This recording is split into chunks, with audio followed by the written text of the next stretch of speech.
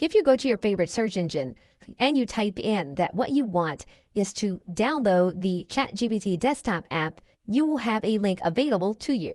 As of the recording of this video, the link will take you to both the mobile application and the desktop area.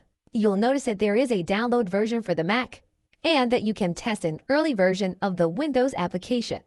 You are looking at the Windows Store. And again, if you have a Mac, you'll need to go to the link for the Mac application. If the app is compatible with your system, you will be able to download the application and to install it to your hard drive and your system. Once you have the desktop app open, you'll notice that it's very similar and almost identical to the online application.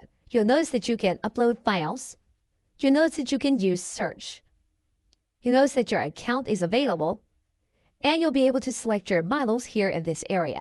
So you can have access to the desktop application for ChatGPT by downloading and installing to your system. Okay, so thanks, and I will see you in another video.